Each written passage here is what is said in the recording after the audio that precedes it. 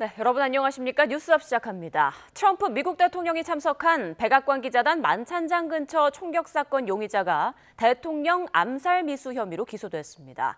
백악관은 대통령 참석 행사의 경호 문제를 재점검하는 한편 호르무즈 해협을 우선 개방하고 추후 핵 협상을 이어가자는 이란의 제안을 논의하고 있습니다. 워싱턴 연결해서 자세한 내용 알아봅니다. 신윤정 특파원, 백악관 기자단 만찬장 총격범에게 대통령 암살 미수 혐의가 적용됐다고요? 네, 현지 시간 월요일 총격 사건 용의자 콜 토마스 앨런이 대통령 암살 시도 등 3가지 혐의로 재판에 넘겨졌습니다. 다른 주에서 총기를 운반했고 폭력 범죄 중 총기를 발사한 혐의도 적용됐습니다. 미 법무부는 총격범이 범행 나흘 전인 지난 21일 로스앤젤레스에서 워싱턴으로 이동해 범행 전날부터 행사장 호텔에 묵었다며 이번 공격이 계획 범행이라고 밝혔습니다. The first count is attempted assassination of the President of the United States. This count is punishable by up to life in prison. 용의자는 사건 현장에서 체포돼 구금돼 있었으며 이날 파란색 수관복 차림으로 워싱턴 DC 연방법원에 처음 출석했는데요. 연방치안판사는 유죄가 확정되면 최대 종신형에 처해질 수 있다고 밝혔고 다음 공판 때까지 구금 상태를 유지해달라는 검찰 요청을 받아들였습니다. 용의자를 계속 구금할지 여부를 결정할 심리는 오는 30일에 열기로 했습니다. 용의자 앨런은 공판에서 자신의 혐의에 대해서는 아무런 답변을 하지 않았고 신원과 나이를 말하면서 컴퓨터 공학 석사 학위를 소지하고 있다고만 말했습니다.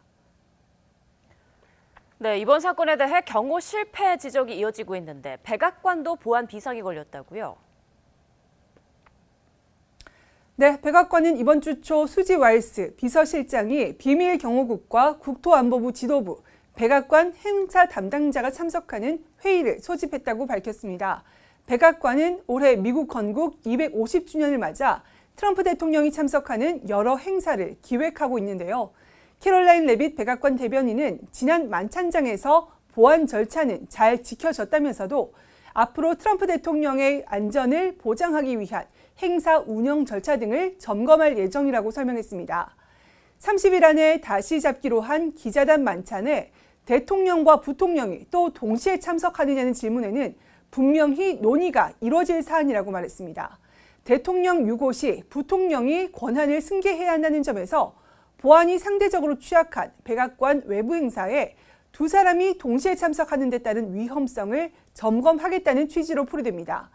백악관은 이번 총격 사건이 민주당 진영의 트럼프 악마화에서 비롯됐다면서 사건의 책임을 민주당에 돌리기도 했습니다.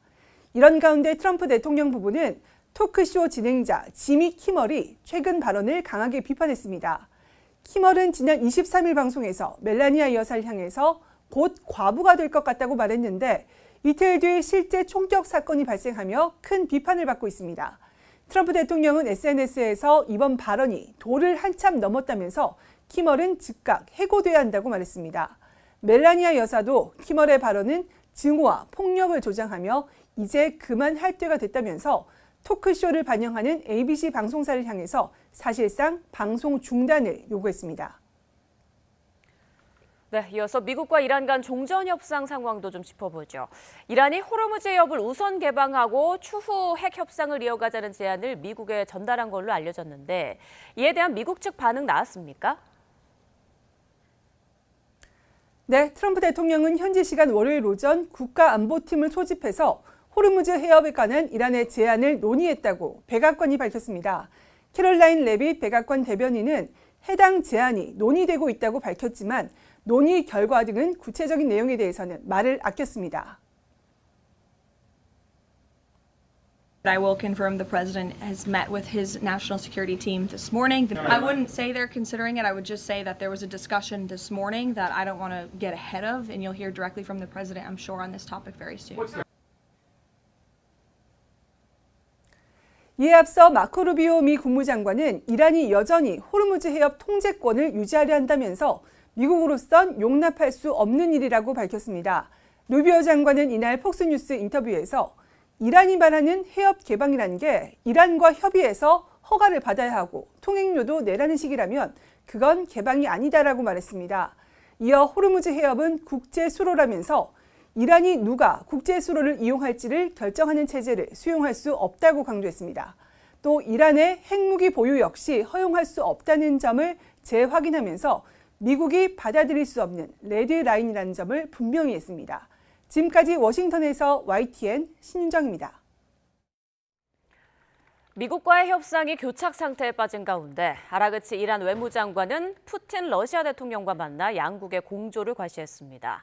아라그치 장관은 협상 불발은 미국 때문이며 이란은 끝까지 버틸 거라고 강조하면서도 여전히 미국과의 협상을 검토 중이라고 말했습니다. 박영진 기자가 보도합니다. 푸틴 대통령은 이란 최고 지도자 모스타바 하메네이의 메시지를 잘 받았다는 감사 인사로 이란 대표단을 맞았습니다. Попросить вас передать самые искренние слова благодарности за это и подтвердить, что Россия, так же как и Иран, намерена продолжать наши стратегические отношения. 또 중동의 평화를 위해 러시아가 이란과 지역 국가들의 이익에 부합하는 모든 조치를 취할 것이라고 강조했습니다. 아라그치 이란 외무장관도 러시아와 같은 동맹이 어려운 시기에 함께하고 있다며 감사를 표했습니다. 이란의 이 같은 외교전은 주요 우방인 러시아와 결속을 과시하며 교착 상태에 빠진 협상을 유리한 국면으로 돌리기 위한 것으로 보입니다. 여기엔 중동에서 영향력을 보여주고자 하는 러시아의 이해와도 맞닿아 있습니다. 이란은 협상 결렬의 책임을 미국에 돌리면서도 대화에 나설 가능성은 열어두었습니다. They have achieved none of their goals. This is why they asked for negotiation. We are now considering it. 한편 이란 의회는 협상 대표단과 특히 이를 이끈 갈리바프 의장에 대한 공개 지지를 표명했습니다. 최근 이란 협상단이 군부 강경파의 압력으로 결정권이 없어졌다는 언론 보도가 잇따르자 이에 대응하는 여론전으로 풀이됩니다. YTN 박영진입니다. 이란이 걸프 지역의 안보를 보장하기 위해선 미국과 이스라엘의 추가 공격이 없을 것이라는 확실한 보장이 필요하다고 유엔 주재 이란 대사가 밝혔습니다. 아미르 사이에드 이라바니 유엔 주재 이란 대사는 현지 시간 27일 바레인이 주재한 유엔 안전보장이사회 회의에 참석해서 이같이 말했습니다. 이 회의에서 세계 각국은 이란의 호르무즈 해협 통제에 대해서 비판했습니다. 이에 대해 이라바니 대사는 페르시아만과 그 주변 지역의 지속적인 안정과 안보는 이란에 대한 침략을 영구적으로 중단하고 재발 방지와 이란의 정당한 주권적 권리와 이익에 대한 완전한 존중을 보장하는 신뢰할 수 있는 조치를 통해서만 달성될 수 있다고 밝혔습니다. 종전 협상에서 양측이 물러설 수 없는 레드라인을 강조하자 유가는 급등했습니다. 뉴욕 증시는 주요 기업의 실적 발표에 주목하며 기술주 중심의 강세를 보였습니다. 뉴욕 이승윤 특파원입니다. 트럼프 대통령이 국가안보팀을 소집해 이란 측의 선 호르무즈 해협 개방 후 핵협상 논의 제안 검토에 들어갔다고 백악관이 밝혔습니다. I will confirm the president has met with his national security team. The proposal was being discussed. The president's red lines with respect to Iran have been made very, very clear. 마코 루비오 미 국무장관도 호르무즈 해협 통과 때 이란의 허가를 받거나 통행료를 내는 건 용납할 수 없는 일이라고 말했습니다. 또 이란의 핵무기 보유 역시 허용할 수 없다며 미국이 받아들일 수 없는 레드라인을 분명히 해 이란과의 이견이 여전히 상당함을 시사했습니다. 협상이 교착 상태에 빠지자 국제유가 기준이 되는 6월 인도분 브렌트유 종가는 배럴당 108.23달러로 전 거래일보다 2.8% 올랐습니다. 뉴욕 유가 기준인 6월 인도분 서부 텍사스산 원유 가격은 전장보다 2.09% 상승했습니다. 이에 30개 대형 우량주로 구성된 다우존스 30 산업평균 지수는 0.13% 내린 채 마감했습니다. 반면 대형주 위주의 스탠다드&푸어스 500 지수는 전 거래일보다 0.12% 오른 7,173.91에 마감하며 사상 최고치를 경신했습니다. 기술주 중심의 나스닥 종합지수도 0.2% 오른 24,887.1에 거래를 마치며 종전 사상 최고 기록을 갈아치웠습니다. 이란 전쟁 와중에 유가가 상승하고 있는데도 뉴욕 증시에서 S&P 500과 나스닥 지수가 최고치 행진을 이어가는 건 이번 주 7대 기술주 매그니피선트 7 등 미국 기업 실적에 대한 기대감이 워낙 크기 때문으로 풀이됩니다. 뉴욕에서 YTN 이승윤입니다. 항공유 가격 급등으로 어려움을 겪는 미국의 저비용 항공사들이 미 행정부에 25억 달러, 우리 돈 3조 7천억 원 규모의 금융 지원을 요청했다고 월스트리트 저널이 소식통을 인용해 보도했습니다. 프론티어와 아벨로 등 저비용 항공사 경영자들은 지난 21일 워싱턴 DC에서 존 더피 미국 교통부 장관과 브라이언 베드포드 미국 연방항공청장을 만나 이 같은 요청 사항을 전달했습니다. 현지 시간으로 지난 24일 하루 동안 이란 석유 400만 배럴이 미군 봉쇄를 뚫고 호르무즈 해협을 통과했다고 로이터 통신이 27일 보도했습니다. 위성 분석 사이트 탱커스 트래커스.com에 따르면 이란 석유 약 400만 배럴을 실은 유조선 여러 척이 지난 24일 해협을 통과했습니다. 이 사이트의 별도 분석에 따르면 지난 며칠간 해협을 빠져나가지 못하고 이란 항구로 되돌아간 유조선은 6척으로 이란 석유 총 1,050만 배럴을 싣고 있었습니다. 호르무즈 해협을 둘러싼 긴장이 여전한 가운데 이란은 앞서 납포했던 화물선 2척의 새로운 영상을 공개했습니다. 납포 화물선에 이란 국기를 개양하면서 호르무즈 해협의 주도권을 자신들이 쥐고 있다고 과시했습니다. 오만 무스카트에서 신호 특파원입니다. 호르무즈 해협 인근에 묶여있는 세계 최대 해운사 MSC의 프란체스카우입니다. 취재진 여러 명이 배를 타고 오도 가도 못하고 있는 화물선에 접근합니다. 이란 언론들이 지난 22일 납포된 이 화물선을 촬영한 동영상과 사진을 공개했습니다. 파르스 통신은 혁명 수비대가 호르무즈 해협은 이란의 완전한 통제 아래 유지되고 있으며 납포 선박 2척 중 한 척은 이스라엘 정권의 소유라고 주장했다고 전했습니다. ایران پرچم مقدس ایران بر روی کشتی صهیونیستی اسرائیلی به اهتزاز در اومده توسط خدمه. 혁명 수비대가 납포한 또 다른 화물선 에파미 논다스호는 내부 영상도 공개됐습니다. 보트를 타고 화물선에 접근한 기자는 사다리를 타고 승선했습니다. I'm inside the vessel Epaminondas that was just seized by the IRGC for violating the maritime regulations, the new maritime regulations set by the Istanbul Public. 혁명 수비대가 납포 선박의 취재를 허용한 것은 이란과 미국이 호르무즈 해협의 봉쇄와 역봉쇄를 놓고 주도권 싸움을 이어가는 상황에서 흔들림 없는 통제력을 과시하려는 의도로 해석됩니다. 이란 정부의 외교 협상과는 별개로 강경 노선을 강화하고 있는데 협상을 어렵게 만든다는 분석이 있지만 정부와 역할을 나누는 것으로도 이해할 수 있습니다. 호르무즈 해협 역봉쇄 효과를 선전하면서 지배력을 과시하기는 미국도 마찬가지입니다. 미 중부사령부는 26일 아라비아해에서 이란 상선을 요격해서 돌려보냈고 이렇게 뱃머리를 돌린 선박이 37척에 이른다고 소개하더니 27일에는 한 척 더 늘었다고 SNS를 통해 선전했습니다. 2차 종전협상은 개시도 못하고 호르무즈 기세 싸움만 이어지면서 전쟁의 원인이 됐던 이란 핵개발 이슈는 잊혀지고 있습니다. 해협 봉쇄로 누가 더 힘든지 말싸움만 치열하게 전개되고 있습니다. 오만 무스카트에서 YTN 신호입니다. 트럼프 행정부가 호르무즈 봉쇄에 대응할 국제협력체 해양자유연합 구성을 제안했습니다. 마이크 왈츠 주 유엔 미국 대사는 미국 뉴욕 유엔 본부에서 열린 호르무즈 해협 관련 안전보장이사회 회의에서 이란의 호르무즈 해협 봉쇄와 해상 기뢰 부서를 인질극으로 규정했습니다. 또 세계 대다수 국가가 미국보다 더 큰 경제적 부담을 감수하며 호르무즈 해협에서 이란의 책략에 따른 대가를 치르고 있다고 말했습니다. 이런 가운데 독일 총리가 미국은 전략도 없이 전쟁을 치르면서 이란에 굴욕을 당하고 있다고 이례적으로 비판했습니다. 또 과거 이라크 사례를 거론하며 전쟁을 빨리 끝내야 한다고 강조했는데 영국 총리도 같은 내용으로 미국의 불편한 발언을 이어갔습니다. 신웅진 기자의 보도입니다.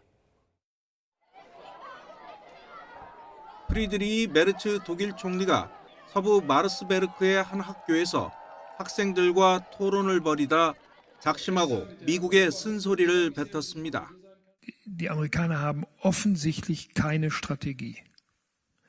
Und das Problem bei solchen Konflikten ist immer, da muss man ja nicht nur rein, da muss man auch wieder raus. Das haben wir ganz schmerzhaft bei Afghanistan gesehen. 20 Jahre lang. Wir haben das im Irak gesehen. 지난 주말 종전회담이 무산된 것과 관련해 이란은 매우 능숙하게 협상을 하고 있고 미국은 이란 혁명수비대에 굴욕을 당했다고 평했습니다. 또 자국 경제 상황을 거론하며 미국은 전쟁을 빨리 끝내야 한다고 말했습니다. Und das kostet uns sehr viel Geld. Es kostet uns sehr viel Steuergeld und es kostet uns sehr viel Wirtschaftskraft. Dieser Konflikt, dieser Krieg gegen den Iran hat unmittelbare Auswirkungen auf unsere Wirtschaftsleistung. So, und deswegen muss er so schnell wie möglich beendet werden. 비슷한 시각 키어스타머 영국 총리도 똑같이 이라크 사례를 거론하며 국익에 반하는 전쟁에 휘말리지 않겠다고 강조했습니다. I will never let this country be dragged into a war that is not in our interests. Never. Is a lesson British politics should have learnt a long time ago with Iraq. 미국의 오랜 동맹인 유럽은 호르무즈 파병 등 트럼프의 요구를 번번이 거부하며 이전과 달리 제 목소리를 내고 있습니다. 관세와 그린란드 갈등에 이어 나토에서 미군을 빼겠다고 수시로 협박하는 트럼프를 믿을 수 없다며 군비를 14%나 증액하는 등 독자적 생존까지 모색하는 형국입니다. YTN 신웅진입니다. 네, 계속해서 전문가 두 분과 함께 중동 사태 자세히 살펴보겠습니다. 정한범 국방대 안보정책학부 교수, 김덕일 고려대 아연 중동 이슬람센터 연구위원 나오셨습니다. 안녕하십니까? 네, 안녕하세요. 네, 지난 2월 28일에 발발한 미국과 이란의 전쟁, 오늘로 딱 2달이 됐습니다. 끝날 듯 끝나지 않고 있는데 전문가분들께 여쭤보면 어떤 분들은 뭐 길어질 것 같다, 수년간 이어질 수도 있다라고 말씀하시고요. 얼마 안 갈 것이다라고 전망하는 분들도 있습니다. 두 분의 전망 좀 짧게 들어보고 시작하겠습니다. 예, 이 전쟁이라고 하는 것을 어떻게 정의하느냐에 따라서 달라질 것 같아요. 네. 그러니까 뭐 앞서 말씀하신 것처럼 몇 년이 갈 수 있다는 것도 사실 맞는 얘기일 수 있고요. 또 금방 끝날 것 같다는 얘기도 맞는 얘기인데, 그건 이제 전쟁의 범위를 정의하는 것에 따라 뭐 미국과 이란 간의 이런 그 지루한 대치, 그러니까 핵 문제와 호르무즈 해협을 둘러싼 또 미사일 보유 이런 것들을 둘러싼 공방은 아마 상당히 지속될 것 같고요. 예. 지금 우리가 보고 있는 극한 대치, 그러니까 이란에 대한 폭격이라든지 이런 것들은 뭐 아마 극적인 어떤 변화가 있지 않냐는, 다시 미국이 이란에 대한 공격을 재개하지는 않지 않을까. 어떤 모멘텀을 좀 이제 슬슬 상실해가는 것이 아닌가, 이렇게 생각이 되고요. 특히 미국 내 정치 상황이 전쟁을 계속하기에는 조금 부담스러운 이런 상황이라고 하는 측면에서 이번 주에 이제 이란이 제기한 새로운 제안, 예. 여기에 대해서 트럼프 대통령이 어떤 결정을 하느냐에 따라 달라지지 않을까 이렇게 생각이 됩니다. 위원님 의견도 들어보죠.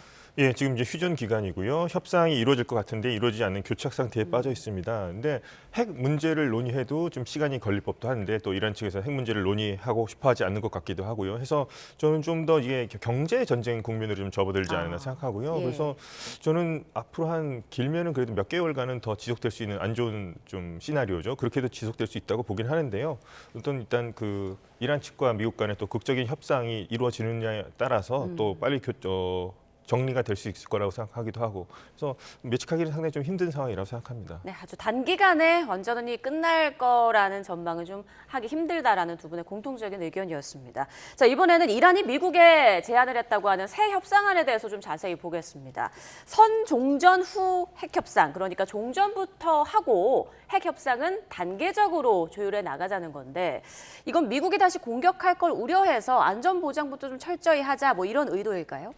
그렇습니다. 뭐 종전을 하자는 것에 대해서 뭐 반대하지는 않겠죠. 그런데 핵 협상을 나중에 좀 이렇게 하자. 이거는 미국이 조금 받아들이긴 힘들 것 같긴 합니다. 이 전형적으로 약간 좀 이란이 좀 시간을 끌려고 하는 게 아닌가 보거든요. 먼저 종전하고 그다음에 해협 봉쇄를 뭐 해제하자 얘기를 했습니다. 지금 이란이 미국의 해상 역봉쇄를 통해서 많은 지금 또 경제적으로 고통을 받고 있으니까요. 특히나 이제 혁명 수비대 같은 경우에는 좀 자신들의 수입원 같은 경우들 원유를 이제 그림자 선달을 통해서 수출하는데 그런 부분이 이제 차단을 되니까 좀 민감하게 반응하는 것 같습니다. 그래서 우선 자기들이 살 수 있는 봉쇄는 해주고 핵 문제는 나중에 얘기하자. 이럴 경우에는 트럼프 대통령 임기 안에 끝나지 않을 수 있을 것 같거든요. 이런 식으로 해서 좀 핵 문제는 좀 시간을 끄는 것으로 좀 얘기하고 그러면서 아예 핵 주제는 얘기하지 말자. 이런 식으로 나가는 것 같습니다.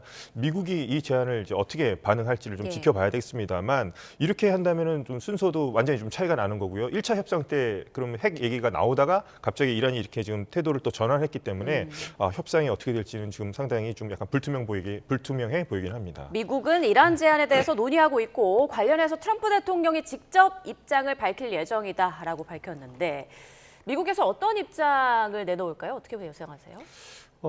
저는 이제 이 사건을 그러니까 이란이 미국에 역제안한 이 내용을 트럼프 대통령이 어떻게 인식하느냐에 따라 달려 있다고 보는데요. 지금 상황을 종합적으로 이제 정리를 해보면 사실 이제 협상 중에 미국이 이란을 공격했고 이란은 지금 국토가 초토화된 상황이고 지도부가 다 전멸한 상황이죠. 이런 상황에서 사실 이란과 미국이 전쟁을 시작한 지 지금 2개월밖에 안 됐는데 사실 이제 휴전 국면으로 따지면 한 달여 만에 이제 휴전을 한 거잖아요. 그 정도면 상대방에 대한 증오심과 적개심이 최고조에 달해 있을 시간인데 휴전 국면으로 들어갔다는 것 자체가 미국이나 이란이나 전쟁을 지속하기 굉장히 부담스럽다라고 하는 그것이 더 이제 컸다고 봐야 되는 거거든요. 그러니까 그런 배경을 좀 고려를 하면 미국이든 이란이든 어쨌든 빨리 종전으로 가야 되는 심정은 이제 절박한 거라고 봐야 되겠죠. 미국의 정치 일정을 봐도 그렇고. 그런데 이제 지금 국면에서는 전쟁을 끝내겠다라고 하는 양쪽의 의지는 확고한데 다만 이 양쪽이 전쟁을 끝내는 명분을 찾기가 지금 힘든 것 같아요. 그러니까 트럼프 대통령은 나름대로 본인이 무리해서 전쟁을 일으킨 이유에 대해서 설명을 할 수 있어야 되는 것이고 그러려면 뭔가 내가 이것을 얻기 위해서 했던 것이다라고 본인을 정당화할 수 있는 성과가 나와야 되잖아요. 이란 쪽도 지금 국토가 초토화되고 최고 지도부가 다 암살당한 상황에서 국민들에게 본인들이 어쨌든 이게 이제 혁명 수비대를 중심으로 한 이란의 정부가 어쨌든 이제 그 내부적으로 이제 독재 정권이기 때문에 국민들에게 설명을 해야 되잖아요. 우리가 반미를 주장했는데 미국으로부터 공격을 받고 미국과 종전을 했는데 거의 굴복하는 모습으로 했다. 그러면 혁명 수비대를 중심으로 한 이 신정 체제가 정당성을 상실하게 되는 거거든요. 그러니까 이제 이 부분에서 지금 서로 명분 찾기 싸움을 하고 있다고 봐요. 그래서 지금 이 혁명 수비대를 중심으로 한 이란이 제안한 것을 액면 그대로 보는 것이 아니라 물밑에서 어떤 제안이 갔는가 이것도 좀 우리가 고려를 해야 되지 않을까. 그래서 이란이 진정으로 문제를 해결할 의지는 있는데 겉으로 국민들에게 보여지는 이 모습 때문에 이런 것을 트럼프 대통령에게 요구를 했다. 그러면 트럼프 대통령이 만약에 그런 거라면 한번 받아보자 할 수 있겠지만 앞서 우리 김 교수 얘기하신 것처럼 단순히 시간 끌기라고 생각이 되면 트럼프 대통령이 받을 수 없겠죠. 그 부분을 봐야 될 거라고. 앞서 그 마코 루비오 미 국무장관은 폭스뉴스와의 인터뷰를 통해서 이란의 호르무즈 해협 통제와 핵무기 보유를 용납할 수 없다라고 말을 했습니다. 트럼프 대통령도 비슷한 입장을 내놓을까요? 그렇죠. 일단 이 호르무즈 해협을 봉쇄하는 것 이 자체만 갖고 보면 지금 미국이 역봉쇄를 할 정도로 호르무즈 해협에 대한 이란의 통제권을 인정하지 않겠다고 한 거거든요. 그런데 여기서 물러나는데 이 호르무즈 해협은 여전히 이란이 봉쇄하고 있고 이게 결국은 이제 통행료를 받는 것이 봉쇄였거든요. 봉쇄를 안 하면 통행료를 못 받는 거니까요. 그러니까 이제 핵 문제도 해결하지 못하고 호르무즈까지 이렇게 되면 미국에서는 받을 수 없는 거라고 봐야 되겠죠. 네, 이란은 특히 평화 목적의 우라늄 농축 권리를 미국이 일정 부분 인정해야 한다. 이 부분도 계속해서 요구하고 있는데 글쎄요, 이것도 미국이 좀 받아들이기는 어렵지 않을까 이런 생각이 듭니다. 그런데 이란 내부에서는 농축 우라늄 관련해서 요구 사항을 어떻게 내놓을지 이 부분도 좀 제대로 정리가 안 된 것 같더라고요. 분위기 어떻습니까? 분위기가 좀 혼란스러운 것 같습니다. 1차 협상단에 대표단으로 나갔던 사람이 국회의장 갈리바프죠. 이 사람이 이제 강경파로 분류되는 사람인데 그래도 이제 협상에 임하겠다 얘기로 나가서 핵 논의가 이루어졌죠. 그 벤스 부통령도 왔었고 마라톤 협상까지 했었으니까. 그래서 그 다음에 나온 것이 뭐 미국이 또 양보해서 20년 하면서 우라늄 농축을 일단 중단하라 얘기했고 이란 측이 역제한으로 5년 얘기도 나오고 그렇게 해서 여기서 뭐 절충할 것인가 얘기가 나왔다가 이란 측에서는 갑자기 우리 핵 얘기는 아예 꺼내지 않겠다. 미국하고 이렇게 얘기를 하고 있는데요. 그래서 지금 이란에서는 지금 갈리바프 의장이 욕심을 내서 원래는 핵 얘기를 하지 않기로 했었는데 본인이 독자적으로 협상단을 일구고 가서 미국에게 핵 얘기를 먼저 꺼냈다. 이런 식으로 하면서 지금 초강경파라고 할 수 있겠죠. 이제 강경파 중에서도 핵 주권을 지켜야 된다. 혁명수비대 쪽에서 엄청난 비난을 받고 있습니다. 갈리바프가 독자적으로 한 거 아니냐 이런 식으로 미국과 어떤 경제적인 제재를 풀면서 그것을 이용해서 자신이 어떤 업적으로 하려는 거 아니냐 하면서 좀 정치적인 공격을 상당히 좀 받고 있는 상태거든요. 그래서 사임 얘기까지 나오고. 예, 그래서 안에서 이제 뭐 사임하지는 않았다고 얘기하지만 뭐 이스라엘 매체에서 그렇게까지 보도를 한 거죠. 그래서 지금 정치적으로 공격을 받고 있고 그래서 갈리바프는 또 역으로 또 센 뭐 비밀 카드가 있다 이런 얘기까지 하고 있는데 그래서 지금 이 안에서도 지금 갈리바프를 견제하는 의미도 있고 그 뭐 협상에 뭐 참여했던 당연히 관료로서 참여한 건데 아바스 아라가치 외무장관에 대해서 뭐 탄핵 얘기까지 나오고 있고요. 그래서 지금 의견은 지금 강경파 쪽이 원래 주장했던 의견 핵 주권을 아예 얘기하지도 말고 이거는 포기할 수 없다. 이쪽으로 지금 굳어지는 분위기 같습니다. 그렇다면 미국 트럼프 대통령이 말했던 것처럼 지금 이란 내부의 그 분열이 정말 극심하다라고 이해하면 될까요? 지금 원래는 이제 모스타바 최고 지도자가 나와서 이걸 정리를 해주면 되겠죠. 협상이면 확실하게 협상을 하고 협상을 안 할 거면 확실히 안 한다 얘기를 하면 되는데 지금 거취가 지금 불분명한 상태고요. 지금 대독 형식으로 얘기하고 있는데 모스타바의 메시지를 보면은 혁명수비대, 초강경파 혁명수비대가 주장하는 바와 거의 같습니다. 그러면은 모스타바의 입을 빌어서 혁명수비대들이 자신이 원하는 바를 얘기하는 것이 아닌가라고 좀 추측해 볼 수 있는 상황이라고 볼 수 있겠습니다. 네, 이 시점에서 아라그치 이란 외무장관이 러시아를 찾았습니다. 푸틴 러시아 대통령과 만났는데 푸틴 대통령이 모즈타바로부터 메시지를 받았다라고 밝혔어요. 어떤 메시지를 받은 걸까요? 그 메시지는 뭐 러시아와의 어떤 우호 관계를 계속하자 뭐 이런 얘기가 담겼을 가능성이 크고요. 그리고 지금 이제 러시아 같은 경우에 처음에 이제 핵 얘기가 진행됐을 경우에는 아마도 이제 고농축 우라늄 반출을 러시아와 논의할 것인가 이런 얘기를 할 줄 알았는데 지금 이란이 뭐 핵 주권을 포기하지 않겠다고 얘기를 하니 그렇다면 러시아와의 어떤 군사적 협력을 강화하는 쪽으로 뭐 그런 얘기를 하지 않았을까 생각해 볼 수 있을 것 같습니다. 이번에도 뭐 이란 같은 경우에도 뭐 드론이랑 미사일 공격을 할 때 위성 정보 같은 것들은 이란이 없을 때 이것을 러시아가 도와줬다는 얘기도 있고요. 지금 뭐 이란과 국경 그러니까 바다이긴 합니다. 카스피해를 통해서 러시아로부터 계속 원조를 받고 있다는 얘기가 나오고 있습니다. 그래서 이제 미국을 상대해야 되는 이제 이란 입장에서는 뭐 협상을 뭐 진행한다고 얘기를 하면서도 러시아의 어떤 전략적인 관계를 계속해서 강화하고 재정립하는 관계로 들어가기 위해서 아락치가 또 푸틴까지 직접 만난 것이 아닌가 그렇게 추측해 볼 수 있겠습니다. 네, 이란 외무장관이 러시아를 찾은 건 군사적 협력을 논의하기 위한 게 아닐까라고 분석을 해주셨습니다. 자, 미국은 이란이 러시아로 향한 걸 좀 어떻게 보고 있을지 궁금한데요. 앞서 푸틴 대통령이 우리가 중재 역할을 하겠다라고 미국에 먼저도 제안을 하기도 하지 않았습니까? 지금 시점에서는 좀 어떤 역할을 할 수 있다고 보세요? 예, 앞서도 이제 얘기가 나왔습니다만 사실 그 오바마 대통령 때 JCPOA를 반추해 보더라도 사실 이제 계속해서 이게 끝나지 않는 이제 논쟁인데 결국 이란은 미국을 적국으로 생각하고 있는 거예요. 그러니까 지금 전쟁을 했기 때문에 이제 더더욱 그렇지만 이란 입장에서는 미국에게 굴복하는 모습은 정권의 정당성, 정통성 자체를 흔드는 것이기 때문에 그 부분이 제일 힘든 거죠. 그래서 지금 이제 종전을 하기 위한 것도 만약에 핵을 포기하는 것은 뭐 어쩌면 내부에서 사실상 체념했을 수도 있어요. 그러니까 핵무기를 만들려고 다시 시도를 하게 되면 아마 또 미국이 가만두지 않을 거거든요. 다시 할 거기 때문에 이란 내에서도 이제 핵무기가 가능하다고 생각하는 사람은 없을 거라고 봅니다. 강경파라고 하더라도. 그렇지만 이 핵무기를 포기하는 과정에 보여지는 모습, 이것이 이제 중요하니까 미국에 굴복하지 않는 모습을 보여주기 위한 것이고, 그래서 전에도 그 농축 우라늄 반출을 미국으로 하는 것이 아니라 러시아 쪽에 보는 거거든요. 이게 이제 국가의 자존심이 걸린 문제이기 때문에. 그러니까 이제 러시아에서 이번에도 그런 제안을 했다고 하는 것이고, 그래서 이제 아라그치 이 외무장관이 이 러시아를 가는 것도 혹시 그런 쪽으로 논의가 되고 있는 것이 아닌가. 제가 보기에는 틀림없이 그 부분에 대한 대화가 오고 갔을 겁니다. 그러니까 뭐 주기로 했든 아니면 그런 논의가 있는 것에 대해서 어떻게 생각하느냐 의견 교환을 했든 간에 분명히 그런 얘기는 있을 것으로 보이고요.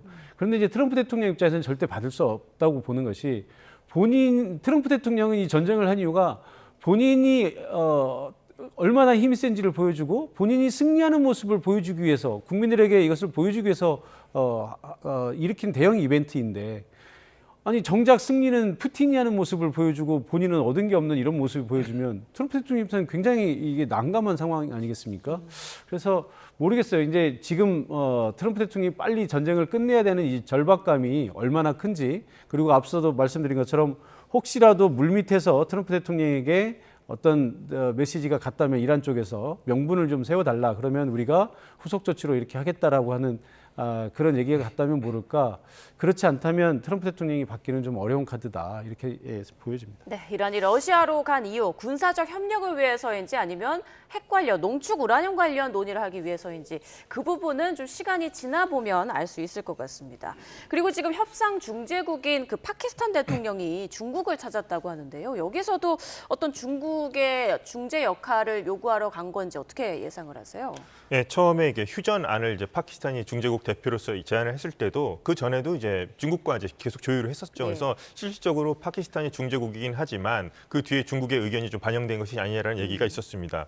그래서 원론적으로 이제 휴전, 적대적인 행위 하지 말고 교전 중단 얘기도 있습니다만 중국이 또 원했던 것 중에 하나가 호르무즈 해협의 어떤 자유로운 항행, 안전한 항행 같은 걸 주장했었거든요. 이제 그런 부분에서 파키스탄이 중국 측에 가서 아마 이 호르무즈 해협의 자유 항해에 관한 얘기를 좀 중국 측이 이란에게 좀 설득하거나 이런 부분을 좀 해달라는 역할을 했을 것 같기도 합니다. 이 부분이 지금 또 교착 상태고 지금 의제까지 올라 있죠. 그다음에 협상을 한다면 미국까지 걸림돌 때문에 서로 못 나가고 있는 상황이니까 이 부분에 대해서는 중국도 호르무즈 해협에 대해서 긴장이 계속 될수록 경제적으로 이제 부담이 되니까요. 파키스탄 대통령이 직접 중국에 찾아가서 이란을 좀 설득해서 호르무즈 해협에 대해서 좀 전향적으로 어떻게 좀 태도를 바꾸게 할 수 해달라고 좀 설득하거나 이런 제안을 했을 가능성이 좀 높아 보입니다. 네, 이란도 그렇고 중재국들도 그렇고 여러 나라를 찾아서 어떻게든 좀 협상을 이끌어내보려는 그런 노력이 좀 보이는 것 같습니다. 호르무즈 해협 상황도 좀 보죠. 지금 선박 통행량이 사실상 0에 가까운 것으로 알려지는 가운데 트럼프 대통령은 해상 봉쇄가 효과를 보고 있다. 이란의 송유관이 사흘 뒤면 내부 폭발할 것이다라고 말을 했습니다. 트럼프 대통령의 과장된 발언인 건지 사실에 부합하는 내용인 건지 궁금한데 어떻게 보고 계세요? 글쎄요, 나름대로의 어떤 계산법이 있겠죠. 지금 미국이 볼 때는 이란이 견딜 수 있는 시한이 어느 정도다 이렇게 있겠지만 또 이란은 나름대로 대책이 있지 않겠습니까? 예. 그러니까 저게 이제 폭발하게 내버려 두지는 않을 것이고 아마 뭔가가 있을 텐데. 그래도 이제 트럼프 대통령이 얘기한 것처럼 사흘 내에 폭발한다든지 이런 것은 조금 과장됐을 가능성이 높고요. 트럼프 대통령 워낙 이제 그런 표현을 좋아하기 때문에 그래서 이게 일종의 이제 이란에 대한 압박일 수도 있는 거고요. 우리가 다 알고 있다. 너희들이 오래 견딜 수 없다는 걸 우리가 다 아는데 왜 그렇게 버티느냐. 시간은 너네 편 아니고 우리 편이다. 이런 이제 메시지를 주는 것 같기도 하고요.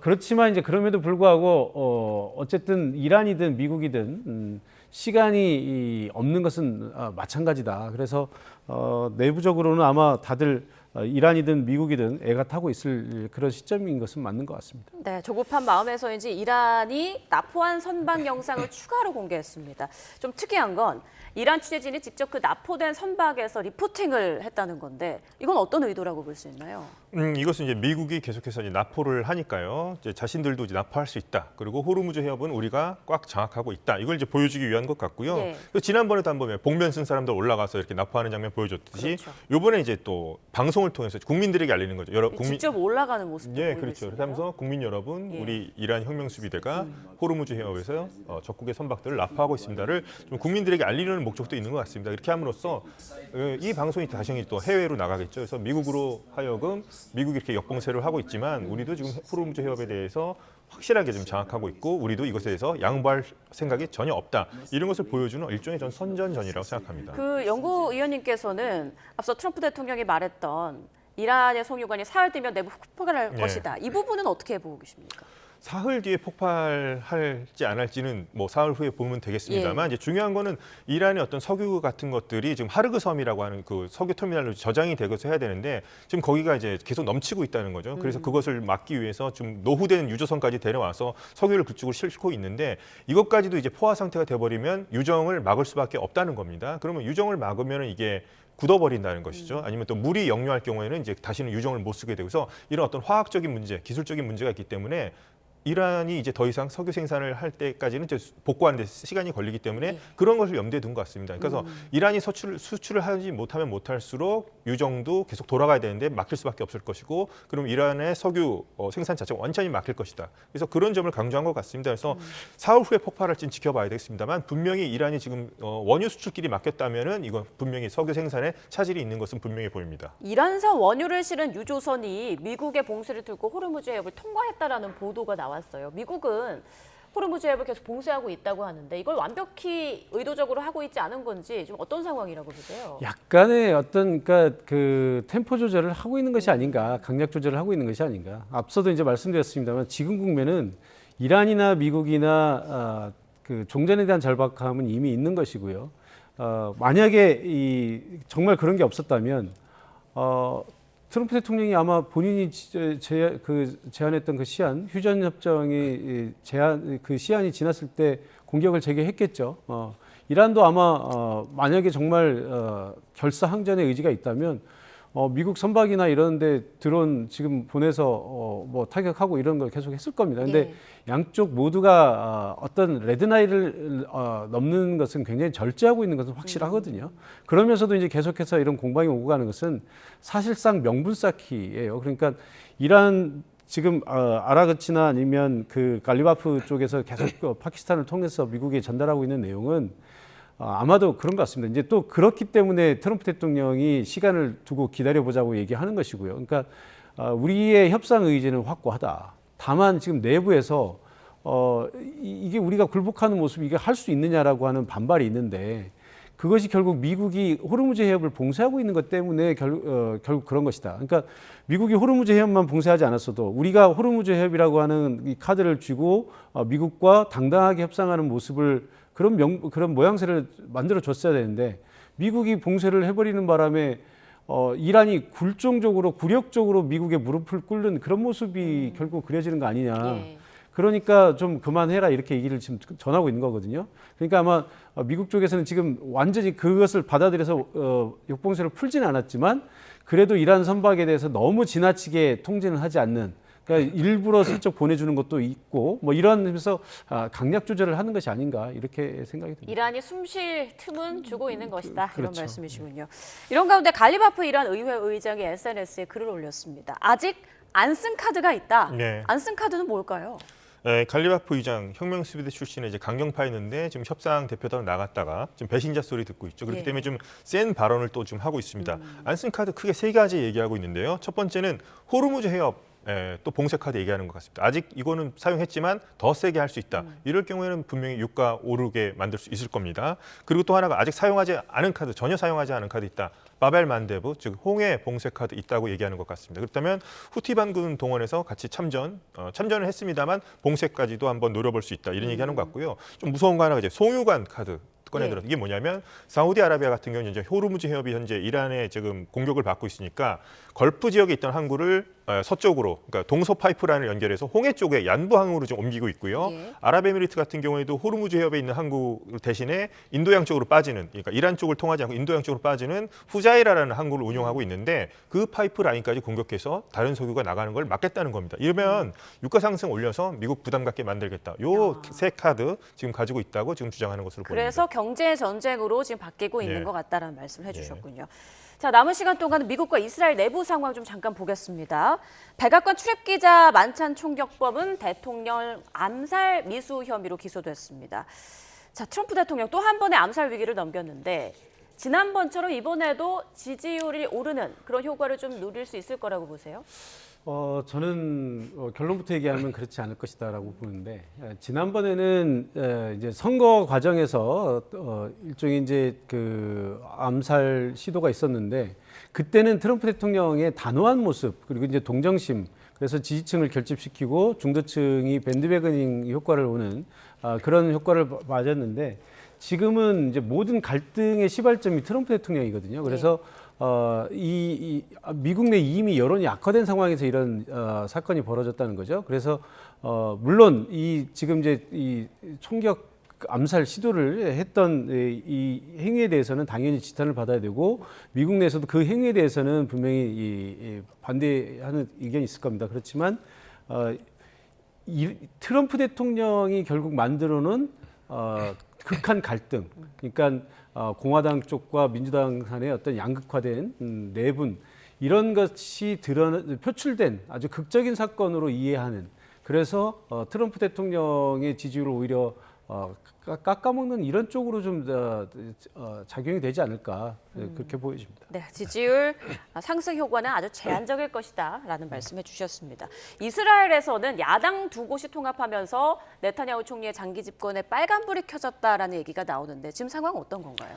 우선 10월에 총선이 있기 때문에요. 예. 그 사이에도 많은 또 변수가 있겠습니다만 강력한 라이벌 둘이 이제 합쳤습니다. 그렇게 해서 이렇게 되면은 현재까지 뭐 설문조사를 보면 이 두 합친 새로운 당이 좀 여론조사 조금 높게 나오고 있는데요. 이스라엘 같은 경우는 어느 한 당이 과반을 차지해서 정부를 구성하기 힘듭니다. 그래서 앞으로도 이제 어떤 정당과 뭐 연립 정부를 구성하느냐가 중요하겠습니다만 중요한 거는 이제 네타냐후 총리는 중간에 뭐 총리가 아닌 적도 있었습니다만 첫 총리를 했던 게 1996년이었습니다. 그러면 지금까지도 이제 총리를 하고 있으면 상당히 오랫동안 집권하는 것에 대한 어떤 피로감도 있을 것이고요. 근데 여기서 중요한 것은 이 사람들이 지금 뭐 전쟁에 대한 비판을 하고 있는데 그렇다고 평화를 원하는 건 아니고요. 오히려 더 네타냐후 보고 왜 빨리 이란과 헤즈볼라를 못 끝냈냐고 좀 비판하는 사람들입니다. 그래서 이 사람들도 우파들이라서 전쟁, 뭐 평화를 원한다는 사람들은 아닙니다. 그래서 네타냐후보다 오히려 더 강경하게 나올 수 있는 사람들이기도 하고요. 그래서 뭐 아직까지 10월 총선이 너무나 많이 남았고 정당 간 어떤 합종 연행이 이루어지겠죠. 어떤 또 사건이 벌어질 수도 있겠고요. 그래서 크게 뭐 이 둘이 정권 교체가 되더라도 이스라엘의 대이란 전략 또 대헤즈볼라 전략에는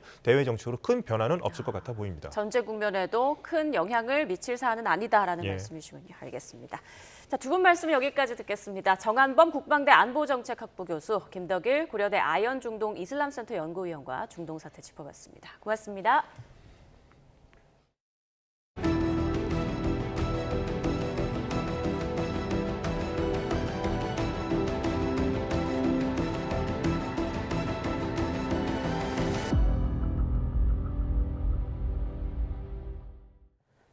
네, 이번엔 재판 관련 소식 보겠습니다. 주가 조작과 통일교 금품 수수 등 혐의를 받는 김건희 씨의 항소심 선고가 오늘 이루어집니다.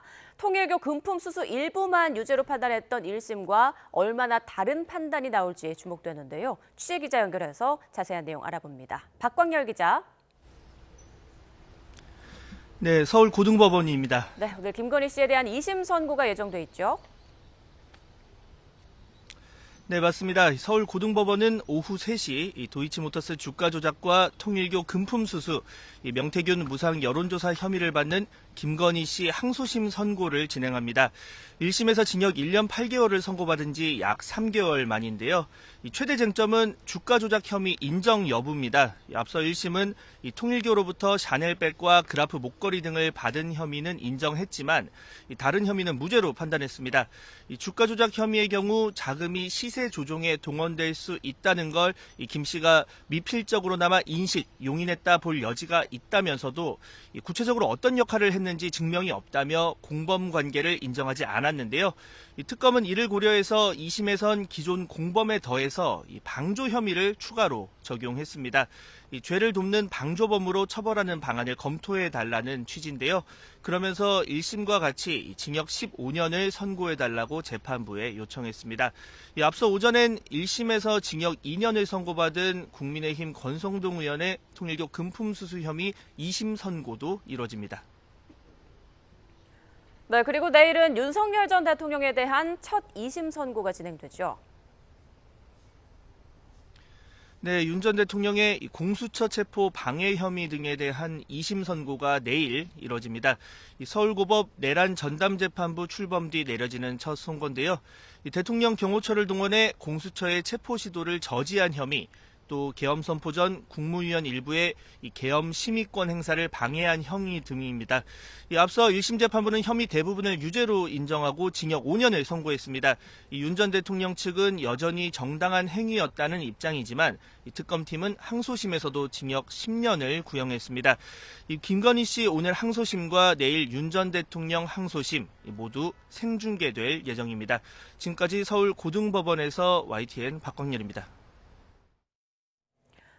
무소속 김병기 의원 수사에 대해 조만간 결론을 내겠다는 취지로 말했던 경찰이 일주일 만에 아직 수사가 안 된 부분이 많다며 전반적으로 검토하고 있다고 밝혔습니다. 방시혁 하이보 의장 사건을 포함해 주요 사건마다 수사가 제자리를 맴도는 가운데 경찰 수사 역량을 둘러싼 비판이 거세지고 있습니다. 표정우 기자가 보도합니다. 경찰은 지난해 9월 김병기 의원 차남의 대학 편입 의혹을 시작으로 모두 13가지 의혹에 대한 수사를 이어오고 있습니다. 수차례 압수수색과 수십 명의 참고인 조사, 김 의원에 대한 7차례 소환 조사까지 했지만 일부 혐의에 대한 송치도 이뤄지지 않으면서 수사 지연 지적이 제기됐습니다. 그러자 지난 20일 박정보 서울경찰청장은 일부 혐의에 대해선 머지않아 결론을 낼 수 있을 거라며 마무리 단계임을 시사했습니다. 그런데 일주일 만에 경찰은 조만간 결론이 아닌 전반 검토로 무게를 옮겼습니다. 경찰청 관계자는 아직 조사가 안 된 부분이 많다며 전반적으로 검토 중이라고 밝혔습니다. 일부 혐의만 먼저 송치하는 방안에 대해서도 적절한지 종합적으로 들여다보고 있다며 신중한 태도를 보였습니다. 이런 흐름은 김 의원 사건뿐만 아니라 자본시장법 위반 혐의를 받는 방시혁 하이브 의장 사건에서도 마찬가지로 나타났습니다. 경찰은 지난해 12월 방 의장 사건에 대해 마무리 단계라고 설명했지만 4개월가량 법리 검토를 진행해 늑장 수사라는 비판이 제기됐습니다. 경찰은 1년 4개월 수사 끝에 최근 방 의장에 대한 구속영장을 신청했지만 검찰은 소명이 부족하다며 영장을 반려했습니다. 이에 대해 경찰은 보안 수사 요구가 온 부분에 대해서 엄정하게 수사하고 있다면서도 영장 재신청 여부에 대해선 예단하기 어렵다며 말을 아꼈습니다. 대형 사건마다 마무리 단계라는 설명 뒤에 장기간 검토가 반복되면서 경찰의 신속하고 철저한 수사를 촉구하는 목소리가 커지고 있습니다. YTN 표정우입니다. 러시아를 방문 중인 아바스 아라그치 이란 외무장관. 이란 이르나 통신이 현지 시간 27일 그의 외교전을 전하며 SNS에 올린 항공기 사진입니다. 아라그치 외무장관이 미나브 168편을 이용해 러시아로 향했다라고 적었습니다. 그가 이용한 메라즈 항공 특별기의 동체 옆면에 이란 국기와 함께 샴 미나브 168이라는 문구가 보이죠. 또 그 아래에는 페르시아어로 미나브 학교 아이들을 기억하며라는 글이 적혀 있습니다. 미국과 이스라엘이 이란을 공격한 첫날인 지난 2월 28일에 발생한 미나브 초등학교 오폭 사건의 희생자를 추모하는 의미입니다. 미군의 토마호크 미사일이 이 초등학교에 떨어진 정황이 속속 발견되고 있죠. 오폭 사고로 인해 학생들과 교직원 등 168명이 한순간 소중한 생명을 잃었습니다. 특히 사망자 중 100명 이상이 꽃도 피워보지 못한 초등학생이었는데요. 미군은 사건 초기에 자신들의 오폭이라는 점을 부인했지만 정황이 속속 드러나자 자체적으로 진상조사에 착수했습니다. 이란 협상단은 지난 11일 미국과 1차 협상을 할 때도 메라즈 항공 특별기를 타고 파키스탄을 향했습니다. 협상팀을 이끈 갈리바프 이란 협상단장이 희생된 어린이들의 사진과 책가방 또 꽃이 놓인 좌석을 바라보는 이 사진을 공개하기도 했죠. 당시 테헤란 타임스는 이란이 이 특별기에 미나브 168이라는 이름을 붙여 이란이 외교와 기업, 협상과 정의를 분리하지 않겠다는 점을 시사했다고 밝혔습니다. 전쟁으로 인한 참사의 책임이 미국과 이스라엘에 있다는 점을 강조하려는 의도로 풀이됩니다. 어린아이들의 희생으로 시작된 전쟁이 벌써 60일이 지났습니다. 휴전과 1차 종전 협상 결렬에 이어 2차 협상이 무산되는 등 평화로 가는 길은 더디기만 합니다. 이번 전쟁의 주요 국면을 한상욱 기자가 짚어봤습니다. 현지 시간 2월 28일 토요일 아침, 이란 수도 테헤란이 미사일 공격을 받았습니다. 이란의 핵 위협을 제거하겠다며 미국과 이스라엘이 전쟁을 일으킨 겁니다. 이란과의 핵 협상 진행 상황에 불만을 표시했던 트럼프 대통령은 공격의 목표가 이란 정권 교체라는 점을 분명히 했습니다. This terrorist regime can never have a nuclear weapon. I'll say it again. They can never have a nuclear weapon. 이란 최고 지도자 알리 하미네이와 고위 관료들이 사망하거나 연락이 끊기며 이란 지도부에 심각한 공백이 발생했습니다. 전쟁은 인접국으로 확산했습니다. 레바논 지역 친이란 무장 세력 헤즈볼라와 이스라엘 간의 공방전이 거세지며 전선은 확대됐습니다. 이란의 주요 에너지 인프라가 공습받았고 이란은 중동 내 미군 기지와 동맹국의 석유 시설을 공격했습니다. 수세에 몰리던 이란은 호르무즈 해협을 전격 봉쇄했습니다. From now on, all navigating through the Strait of Hormuz is forbidden. No ship in every type is not allowed to pass from the Strait of Hormuz till next notice. 국제 원유 수송량이 급감하고 전 세계 에너지 시장에 큰 충격이 가해졌습니다. 전쟁이 한 달여 흐른 뒤 파키스탄의 중재로 미국과 이스라엘, 이란이 2주간의 휴전에 합의했습니다. 이어 파키스탄 이슬라마바드에서 1차 종전 협상이 진행됐지만 핵 프로그램 중단 등에 대한 입장차를 좁히지 못하고 결렬되었습니다. The bad news is that we have not reached an agreement, and I think that's bad news for Iran much more than it's bad news for the United States of America. So we go back to the United States having not come to an agreement. 2차 협상도 성사되지 않은 가운데 테헤란과 워싱턴 사이에는 팽팽한 외교전이 진행 중입니다.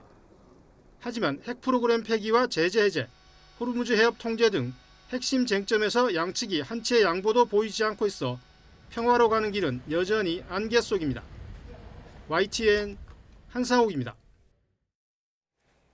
백악관 기자단 만찬장 총격 사건을 두고 경호에 대한 비판이 이어지는 가운데 미국 최고위층 인사가 집결했는데도 지정 생존자가 없었던 것이 적절했느냐는 지적이 나오고 있습니다.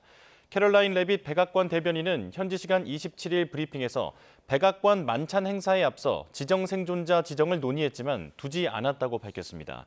그러면서 개인적인 이유로 행사에 참석하지 않은 여러 장관이 있었기 때문에 지정 생존자를 정해두는 것이 불필요했다고 말했습니다. 그러나 어떤 행사에선 지정 생존자를 정하고 어떤 행사에선 아닌지 등을 두고서는 여전히 모호한 부분이 적지 않다는 지적이 나옵니다. 트럼프 미국 대통령의 배우자 멜라니아 여사가 곧 과부가 될 것 같다고 발언한 방송인 지미 키멀이 트럼프 대통령 부부로부터 맹비난을 받았습니다. 키멀은 지난 23일 방송에서 멜라니아 여사를 향해 곧 과부가 될 것 같다고 말했는데 이틀 뒤에 실제 총격 사건이 발생하며 큰 비판을 받았습니다. 멜라니아 여사는 자신의 SNS에서 키멀의 발언은 증오와 폭력을 조장하며 이제 그만할 때가 됐다며 ABC 방송을 향해 사실상 방송 중단을 요구했습니다. 트럼프 대통령도 SNS에서 이번 발언이 도를 한참 넘었다며 키멀은 즉각 해고돼야 한다고 말했습니다. 온라인에는 이번 총격 사건에 대한 음모론이 확산하고 있습니다. 중간선거를 앞두고 지지층 결집이나 이란 전쟁의 부정적 여론을 덮기 위한 연출 아니냐는 의심의 눈초리가 우후죽순 퍼지고 있습니다. 양일혁 기자가 보도합니다.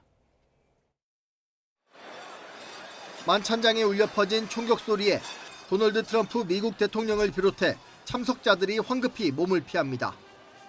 자칫 큰 인명피해로 이어질 뻔한 충격적인 사건 발생 직후 이란의 반관영 매체 타스님 통신은 소셜미디어 X에 이상하다는 반응을 보였습니다. 캐롤라인 레빗 백악관 대변인의 만찬 전 미국 폭스뉴스 인터뷰 발언을 놓고 총격을 미리 예측했다고 꼬집은 겁니다. 오늘 밤 총격이 있을 것이라고 말했다는 게 근거인데 미 정치권에서 보통 뼈 때리는 비판을 하다는 뜻으로 통용되는 표현입니다. 다가오는 중간선거를 흔들기 위해 트럼프 미국 대통령이 꾸민 계산된 행동 아니냐는 의문이 소셜미디어 이용자들 사이에 나온다는 게시글도 뒤를 이었습니다. 총격 직전 트럼프 대통령 옆에서 한 남성이 쪽지를 꺼내든 모습과 곧이어 깜짝 놀라는 멜라니아 여사의 얼굴. 이 장면을 놓고 누군가에게 신호를 보내고 있다. 조작된 사건이란 증거다. 다소 믿기 힘든 주장도 SNS에 등장합니다. 이처럼 음모론이 우후죽순 퍼져나가면서 옛 트위터 X에 사건 조작을 언급한 게시글이 총격 발생 16시간 만에 30만 건이 넘었다는 조사 결과도 나왔습니다. 미국 언론 뉴욕타임스는 이런 음모론 확산에는 트럼프 대통령이 역대 어느 대통령보다 활발하게 SNS에서 활동하면서 음모론적 사고를 부추긴 결과라고 분석했습니다. 이란이 트럼프 대통령이 이걸 통해서 지지율을 격직하고 이란 전쟁을 합리화하는 것을 하나 방어하기 위한 역심리전의 일환이라고 평가가 됩니다. 미국과 이란 사이의 전쟁 장기화로 혼돈이 가중되면서 총격 사건에 숨겨진 배후를 의심하는 음모론적 사고가 온라인에서 꼬리에 꼬리를 물고 있습니다. YTN 양일혁입니다. 고물가, 고유가로 어려움을 겪는 취약계층을 위한 고유가 피해 지원금 신청이 전국에서 일제히 시작됐습니다. 이번 1차 신청 대상은 취약계층으로 최대 60만 원을 받을 수 있습니다. 최기성 기자가 취재했습니다. 인근의 수급자 가구 천여 세대가 거주하고 있는 한 복지관입니다. 오프라인 신청을 위해 현장을 찾은 주민들로 붐빕니다. 55만 원 들어있어요. 내일부터 쓰시고 8월 말일까지 안 쓰면 소멸돼요. 1차 지급 대상은 기초생활수급자와 차상위 계층, 한부모 가족입니다. 지원 금액은 기초생활수급자 1인당 55만 원, 차상위 계층과 한부모 가족은 1인당 45만 원입니다.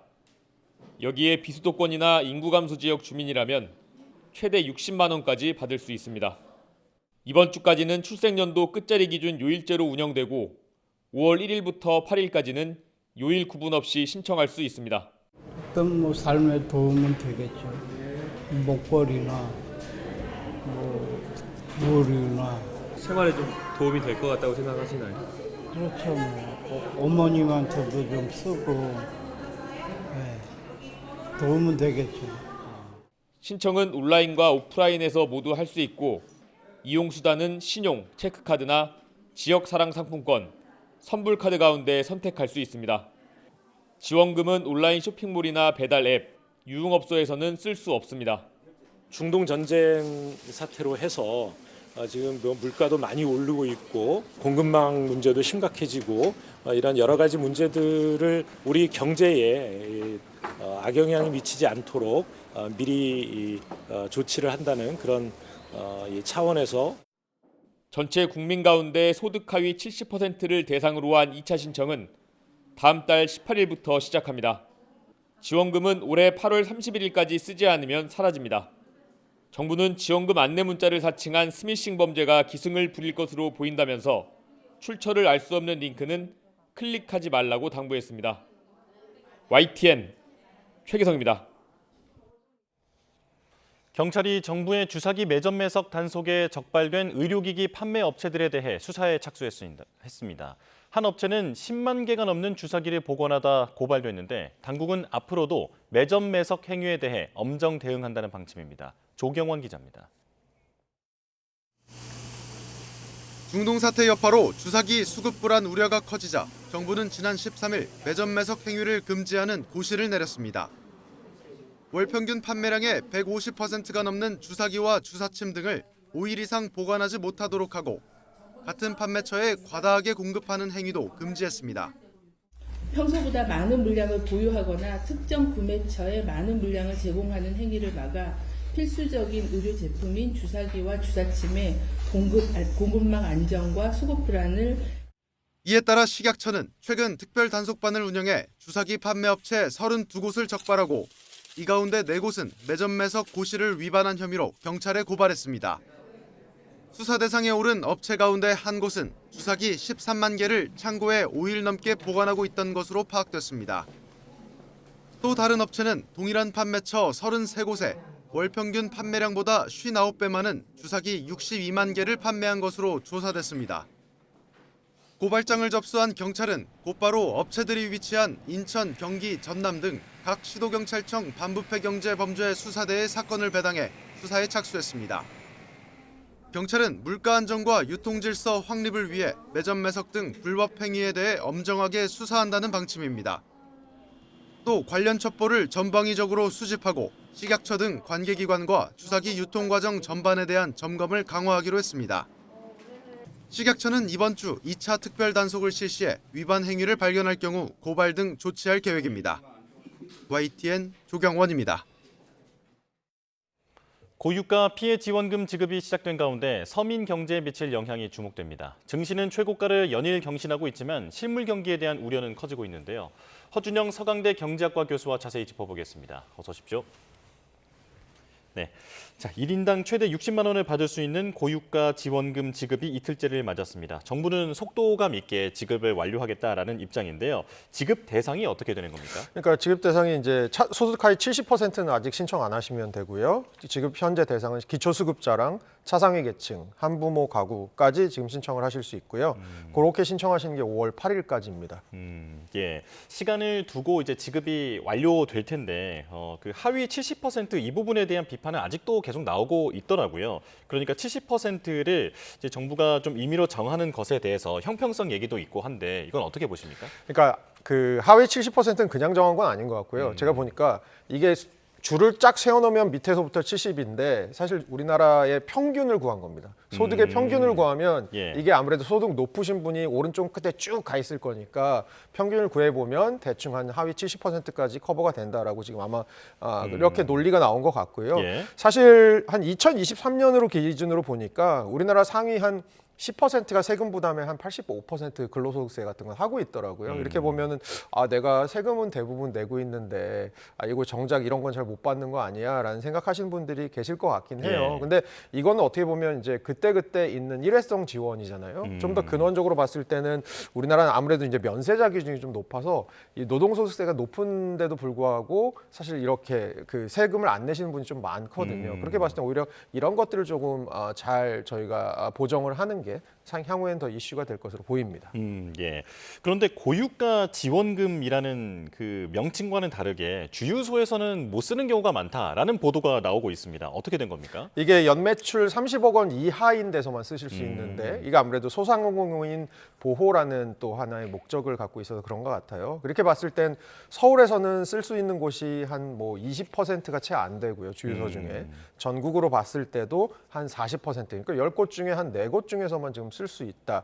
여기에 대해서 이거 고유가 지원금이라면서 라고 생각하시는 분이 계실 건데 이게 한편으로는 저희 그 고유가로 인해서 피해받으시는 계층에 대한 지원이기도 하지만 또 한편으로는 골목상권, 소상공인 보호라는 목적을 갖고 있기 때문에 정부로서는 어쩔 수 없다라는 입장인 것 같습니다. 예. 그럼에도 고유가가 지속되니까 나온 지원금인데 그래도 주유소로는 좀 확대를 해달라라는 목소리도 계속 나오고 있는데요. 이에 대해서는 어떤 의견이실까요? 그러니까 주유소만 그러면 확대를 해주면 나머지 업권에서도 문제가 나오겠죠. 왜 주유소만 30억 원을 풀어주냐, 나머지 그런 업권은 어떻게 하는 거냐라는 것에 형평성 문제가 저는 또 나올 것으로 보입니다. 네. 그리고 이제 물가 우려가 있는 상황에 어찌됐건 유동성이 풀리는 것이다 보니 물가를 자극할 것이다라는 우려도 나오고 있는데요. 이건 어떻게 봐야 할까요? 지금 우리나라 1분기 얼마 전에 경제 성장률 1.7% 나와서 그 한국은행이 생각한 0.9%에 거의 2배가 나왔잖아요. 근데 이제 이것들의 아주 큰 부분이 반도체라는 겁니다. 그렇게 봤을 때는 반도체 그리고 반도체 수출이라는 부분과 내수 부분의 온도차는 여전한 상황이다라고 저희가 생각할 수 있을 것 같고요. 그 얘기를 이제 좀 바꿔서 생각하면 저희가 내수가 굉장히 뜨거워서 수요 압력이 많은 상황에서 정부가 돈을 풀면 상대적으로 물가 자극이 많이 될 가능성이 있는데 지금 정부의 생각은 지금은 그런 상황은 아니고 반도체 수출 중심의 경기 호조다 보니까 아무래도 내수에 미치는 영향 그리고 이것을 돈을 좀 풀었을 때 물가에 미치는 영향은 평소보다는 조금 적지 않을까라는 생각을 하고 있는 것 같고요. 얼마 전에 새로 한국은행 총재로 임명되신 신현송 총재도 비슷한 맥락의 말씀을 하신 것으로 기억하고 있습니다. 예. 내수는 차갑게 식어 있는 게 현실이다라는 말씀이신데 그렇다면 그 최근에 수입 물가는 또 폭등했던 자료가 있지 않았습니까? 이것과는 조금 별개로 봐야 하는 걸까요? 근데 이제 문제가 뭐냐 하면 수입 물가 같은 경우 저희가 어쩔 수 없는 부분이 굉장히 많습니다. 최근 들어서 수입 물가 상승은 두 가지인 것 같은데요. 하나는 뭐 물류비 같은 원유 가격 올라가는 부분이 있는 것 같고요. 또 하나는 그것보다 더 크게 환율 올라가는 부분. 저희 이란 전쟁 터지기 전날 환율을 제가 기억하는데 1,435원 원달러 환율이었거든요. 근데 지금 찾아보시면 뭐 더 1,470원이면 오히려 환율이 되게 낮아 보이는 그런 상황이 와 있는 거잖아요.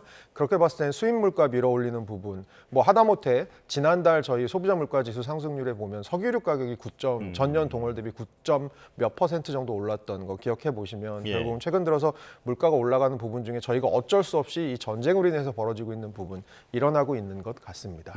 예. 자, 증시는 연일 최고치를 갈아치우고 있는데 서민들은 지원금에 의존해야 하는 그런 K자형 양극화에 대한 비판도 계속 나오고 있습니다. 경제가 건강하지 않다라는 지적인데 이건 어떻게 보십니까? 저도 너무 뜨거운 부분만 뜨겁고 차가운 부분은 차가운 거, 이 차이가 점점 이 기억이 벌어지고 있는 거 굉장히 걱정스러운 일인 것 같고요. 한편으로는 저희 그 반도체 부분 뜨거워서 경제 지표 좋아지는 것 자체는 나쁜 건 아닌데 오히려 이것의 부작용도 저는 있을 수 있다고 생각하는 게 이렇게 경기 지표 좋아지고 혹시라도 이것들이 이제 내수에 영향을 미쳐서 거기다가 더하기 제가 말씀드린 것처럼 환율에다가 원유까지 이제 가격이 올라가는 것이 붙으면 이제 인플레이션 숫자들이 좀 올라갈 가능성도 저는 있을 것 같고요. 그렇게 되면 오히려 지금 그렇지 않아도 금리 인하가 지연돼서 혹은 고금리가 유지돼서 고통받으시는 계층들이 많을 텐데 어떻게 보면 나까지 경기 훈풍은 잘 안 오는데 경기 지표는 좋아져서 이거 금리가 다시 올라가는 일이 벌어질 수 있을 것 같아서 그런 부분에까지 생각을 해보면 조금 더 저희가 경계해야 될 부분이 많을 것 같습니다. 예, 자 반도체 얘기를 해보겠습니다. 삼성전자 역대 최고의 영업이익을 거뒀고 그리고 앞으로도 기록적인 숫자를 보여줄 것으로 기대가 되는데 파업 문제가 불거졌습니다. 지금 노사 간의 갈등 핵심이 뭡니까? 그러니까 아무래도 SK 하이닉스랑 좀 비교가 많이 되는 것 같아요. SK 하이닉스는 얼마 전에 이제 노사 협상을 통해서 사실 기존에 있던 기본급 1000% 이내로 성과급 지급한다 이것도 없앴고요. 무조건 연간 영업이익의 10%를 상한 없이 지급하겠다라는 어떻게 보면 이걸 향후에 10년간 이런 식으로 가겠다라고 했는데 삼성전자 같은 경우는 상대적으로 지금 영업이익에 얼마 정도를 줄까 그리고 이것에 대해서 상한 같은 것도 아직 명확하지 않거나 혹은 상한이 정해져 있는 부분이 좀 있는 것 같거든요. 그렇게 봤을 때 SK하이닉스 올해 영업이익 전망치가 250조고 거기에 10%면 25조입니다. 네. 삼성전자는 올해 지금 나오는 거 보니까 전망치가 대충 한 300조 정도 되는 것 같아요. 영업이익이. 그러면 지금 노사 측에서, 그러니까 노조 측에서 원하는 15%면 이거 한 45조 정도 되거든요. 그러니까 근데 이제 SK하이닉스랑 삼성전자 고용 원수를 비교해 보면 그래도 아마 삼성전자가 1인당 받아가는 액수는 더 적을 겁니다. 그렇게 봤을 때는 삼성전자 입장에서는 기준도 명확하지 않은데 캡도 있고 뭐 전반적으로 SK하이닉스에 비해서 성과급이 약하다라는 생각이 지금 가는 것 같습니다. 예. 그런데 지금 말씀하신 것처럼 SK하이닉스는 이런 그 엄청난 실적 전에 이런 합의가 이미 이루어져 있었던 거고 지금 삼성전자는 실적이 기대되는 상황에서 지금 노조가 이런 문제를 제기하다 보니까 이에 대한 지금 비판 여론이 있는 거죠? 네, 맞습니다. 아무래도 이거를 미리 조금 만들어놨었으면 좋았을 텐데 여전히 재원을 어디서 할지 그리고 이 성과급 산정을 어떻게 할지에 대한 산정식 이거 깜깜이인 부분이 남아 있는 거니까 SK하이닉스처럼 미리 이걸 조금 해두었으면 하는 부분이 있는 거죠. 예, 김정관 장관도 직접 언급할 정도로 지금 이게 우리 경제에도 미치는 영향이 상당히 큰 문제입니다. 만약에 정말로 파업이 현실화돼서 삼성전자의 생산성에 문제가 생긴다면 실적이라든지 파급력은 얼마나 되겠습니까? 그 최근에 이거 숫자로 나온 거는 거의 없고요. 그 최근에 네. 그 서울시립대에 계신 교수님 한 분이 이거를 의뢰를 받아서 추정을 하신 게 있더라고요. 그리고 봤을 때 손실 규모가 파업이 가면 하루에 한 1조 정도. 그래서 분기 영업이익에 한 대충 한 10조 정도까지도 영향을 줄 수 있다라는 얘기를 하시는 숫자는 한번 보았습니다. 예. 다만 그 손실의 양상이 성질이 두 개가 다르다라는 걸 저희가 조금 볼 필요는 있는 것 같아요.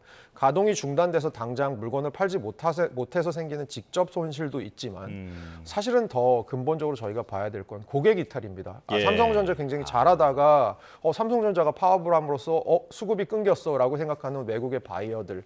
그래서 이 바이어들이 삼성전자를 만약에 이탈하게 되면 이 IT 업계에서는 빅테크들이 이렇게 한번 떠나면 잘 돌아오는 경우가 굉장히 힘들거든요. 그렇게 봤을 때는 오히려 파업으로 인해서 지금 굉장히 좋은 흐름이 들어오는 게 딱 끊기면서 오히려 반대 흐름의 고객 이탈이 생길 수 있는 부분 이것들에 대해서 좀 더 주목하는 그런 숫자였었습니다. 예, 그 이제 주식 투자자들 입장에서는 이걸 또 어떻게든 좀 긍정적으로 해석하려고 하는 분들도 계셔서 이것 좀 여쭤보고 싶은데요. 지금 이제 반도체 시장은 공급자 우위다 보니까 만약 정말 파업 같은 게 일어나서 공급이 조금 줄게 되면 가격이 더 오르면서 주가에는 도움이 되지 않겠느냐 이렇게 생각하는 분도 있더라고요. 어떻게 보십니까? 근데 이제 파업이 돼서 우선 말씀드린 것처럼 이게 단순히 며칠간의 공급 부족으로 끝나면 가격이 오를 수도 있겠지만 고객이 이탈로 벌어지게 되면 오히려 삼성전자의 영업이익 딴 회사가 오히려 반사이익을 볼 가능성도 저는 있다고 생각을 하고요. 예. 그리고 성과급 같은 경우도 저희가 생각을 해보면 이것들이 규모가 너무 커지는 것에 대해서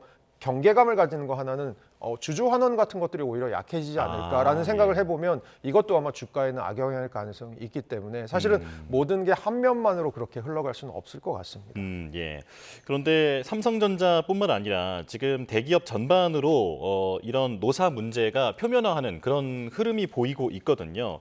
그걸 관리하기 위해서는 좀 어떤 제도적 그 장치가 필요할까요? 그러니까 아무래도 기준을 미리 아까 말씀드린 것처럼 좀 투명하게 만들어두는 게 중요하지 않을까? 근데 네. 사실 기준이라는 것도 굉장히 모호한 게 경영인 성과가 좋아서 경영에 대해서 조금 더 가중치를 두겠다. 아니면 굉장히 그 근로자들이 잘해서 근로자들이 뭔가 조금 더 많이 가져가겠다. 이렇게 했을 때 경영 성과를 평가하는 기준조차도 굉장히 이견이 많을 수 있거든요. 그래서 최근에 나오고 있는 게 뭐 투하 자본이익률이나 총주주 수익률이나 아니면 경제적 부가가치, 에바라고 부르는 건데 이런 것들에 대한 논의가 늘어나는 게 아무래도 이런 누가 보더라도 조금 더 합의할 수 있는 객관적인 지표를 들여다가 그것에 대해서 미리 명문화를 해놓고 앵커께서 아까 지적해 주신 것처럼 SK하이닉스처럼 명문화를 해놓고 앞으로 어떤 일이 벌어지던 간에 그 룰에 따라서 조금 움직이자라고 한다면 상대적으로 좀 불평등하다, 불공평하다라는 얘기들은 좀 줄어들 수 있지 않을까라는 생각이 듭니다.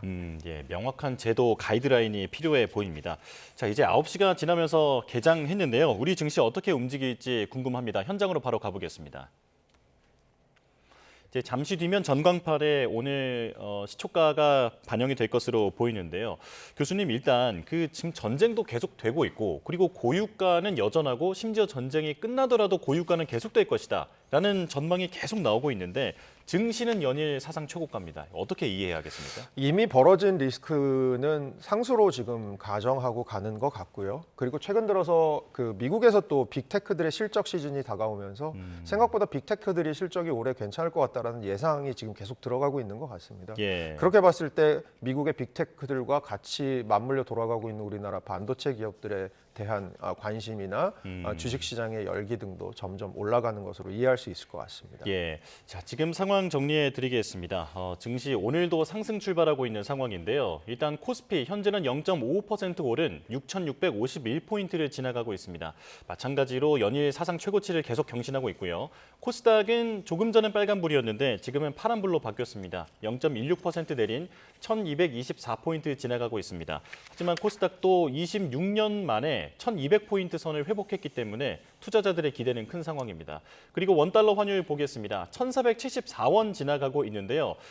지금 미국과 이란의 종전 협상이 지지부진하게 이어지면서 유가도 계속 상승 압력을 받고 있고 이에 따라서 원달러 환율도 상승하고 있습니다. 1,474원 지나가고 있습니다. 자, 교수님과 이야기 계속 나눠보겠습니다. 일단 그 말씀해 주신 대로 이번 주에 빅테크들의 실적도 많이 이제 그 예정이 되어 있습니다만 각국의 금리 결정도 있더라고요. 뭐 미국도 있고 유럽도 있고 일본도 있는데 사실 금리가 변하는 게 시장 투심에는 결정적인 영향을 주지 않습니까? 어떻게 전망하실까요? 그러니까 전반적으로 전 세계 중앙은행, 주요 중앙은행들의 금리 모드는 당분간은 관망 모드다. 그래서 동결 모드다라고 생각하시면 시청자분들에게 좀 도움이 되실 수 있을 것 같고요. 네. 그렇게 생각하는 이유는 저희가 중동 전쟁으로 인해서 인플레이션이 올라가서 금리가 올라가야 되는 이유도 있지만 경기 침체가 와서 금리를 내려야 되는 이유가 있거든요. 그럼 아직까지는 전 세계 중앙은행들이 데이터 포인트가 충분하지 않다. 조금 더 관망하면서 금리 결정을 하자. 그래서 아직은 충분한 데이터가 아니다라고 보는 것 같습니다. 예. 그런데 과거에는 전쟁이 터지면 일단은 안전자산으로 자금이 쏠리는 그런 모습이었는데 지금은 뉴욕 증시도 그렇고 우리 증시도 그렇고 연일 최고치를 가고 있습니다. 어떻게 이해해야겠습니까? 그러니까 그 안전자산이 점점 희귀해지는 것 같아요. 최근 들어서 그 원래는 중국이나 일본이 미국 국채 가장 많이 갖고 있는 외국 부문이었는데 최근에 외국 부문 중에 미국 국채 가장 많이 갖고 있는 국가가 어디냐면 케이만 아일랜드입니다. 어딘지 아시죠? 예. 큐바 밑에 있는 페이퍼 컴퍼니들이 있는 그러니까 그 얘기가 무슨 얘기일까요? 미국 국채조차도 이제는 예전보다는 투기적인 자본들이 많이 들어와 있다. 그럼 저희는 세상은 불확실해지고 점점 더 해지를 하고 싶은 마음은 강해지지만 해지를 할 수 있는 자산들은 금도 지금 최근에 변동성 되게 크잖아요. 예. 미국 국채나 금 같은 해지 자산들도 과거처럼 그렇게 아주 안전하지만은 않다라는 세상으로 점점 넘어간다라고 생각을 해보면 결국은 주식이 상대적으로 덜 불안정해 보이지 않을까요? 라는 생각도 들 수 있을 것 같습니다. 예. 많은 전문가께서 경제학 교과서 얘기를 많이 하시던데 이제는 보지 못했던 현상이 많이 나타나는 것 같습니다. 지금까지 허준영 서강대 경제학과 교수와 함께했습니다. 고맙습니다.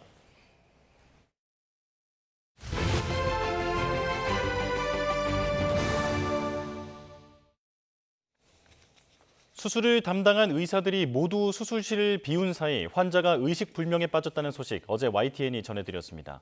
당시 환자 마취를 책임졌던 전문의는 수술이 끝나기도 전에 병원을 떠나버렸는데요. 이런 일이 벌어진 배경에는 어떤 구조적인 문제가 있는 건지 김혜린 기자가 취재했습니다. 환자가 수술실에 들어가고 12분 뒤 마취과 전문의는 병원을 떠났습니다. 여러 병원을 돌며 마취를 전담하는 프리랜서 의사 A씨는 이날도 다른 병원 일정을 소화하기 위해 마취를 마치고는 수술이 끝나기도 전에 수술실을 벗어났습니다. 결국 환자가 의식이 없는 채로 상급병원에 실려갈 때까지 A씨는 구두로 해독제 투여를 지시했을 뿐 돌아오지 않았습니다.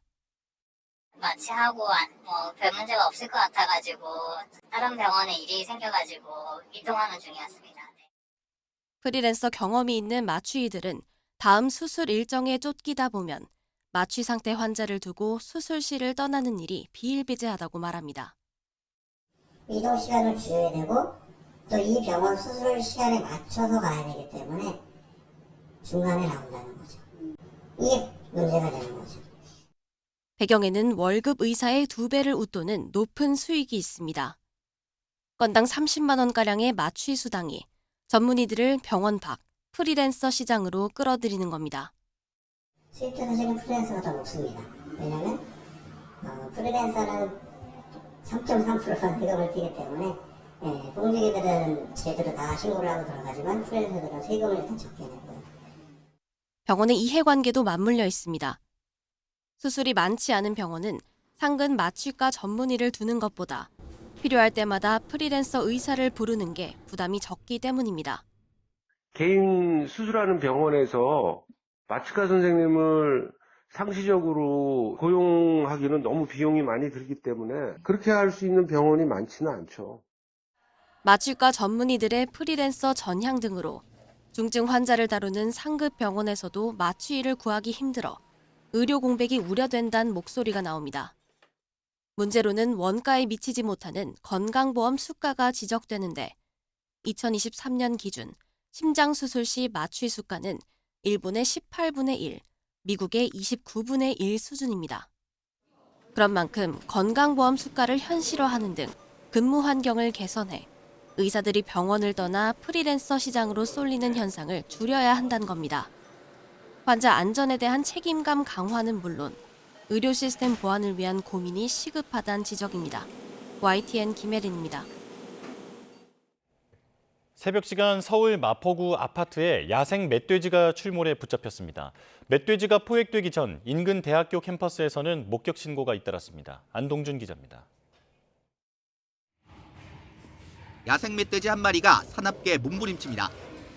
목덜미를 잡은 소방대원은 거친 몸짓에 오히려 멧돼지에게 끌려갑니다.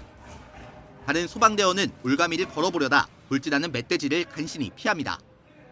서울 마포구에 있는 아파트에 야생 멧돼지가 출몰한 건 새벽 4시 반쯤. 멧돼지는 지하 주차장을 통해 사우나와 세탁실이 있는 주민들의 생활 공간까지 침입했습니다. 말발굽 소리가 갑자기 들리는 거예요, 뒤에서. 더거덕더거덕. 그래서 왜 말발굽 소리 돌아봤더니 멧돼지가 주차장으로 막 뛰어 들어가더라고요. 신고를 받고 출동한 소방대원들은 50여 분 대치 끝에 멧돼지를 포획했습니다.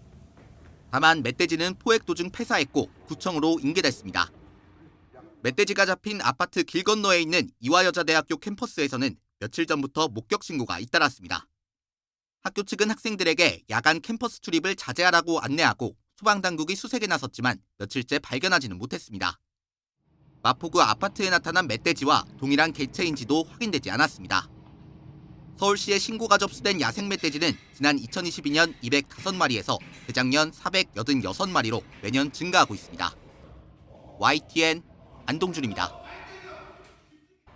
한 차례 비가 지난 뒤 서늘함이 감돌고 있습니다. 오늘 서울 아침 기온은 11.6도로 출발했는데요. 한낮 기온은 17도에 머무는 등 어제보다 6도가량 크게 내려가겠습니다. 급격한 기온 변화에 건강 상하지 않도록 옷차림과 건강관리에 유의해 주시기 바랍니다. 오늘도 전국에 하늘빛이 흐리겠습니다. 어제부터 내렸던 중부지방의 비는 대부분 그쳐가고 있지만 경기 북동부는 오전까지, 강원도에는 저녁까지 5mm 안팎의 약한 비가 더 이어지겠고요. 그 밖에 중부지방도 오전 한때 빗방울이 떨어지는 곳이 있겠습니다. 오늘 낮 기온은 서울 17도, 광주 18도, 안동은 19도로 어제보다 또 예년보다 낮아 선선하겠습니다. 내일부터는 다시 맑은 하늘이 점차 드러나겠고요. 당분간 일교차큰 이맘때 봄 날씨가 이어질 전망입니다. 비가 내리며 서울 등 수도권 지역의 건조특보는 해제됐지만 충청과 경북을 중심으로는 여전히 대기가 건조합니다. 전국적으로 바람도 강하게 불고 있는 만큼 계속해서 불씨 관리 철저히 해주셔야겠습니다. 지금까지 YTN 윤수빈입니다. 뉴스업 마칩니다. 내일 다시 뵙겠습니다. 고맙습니다.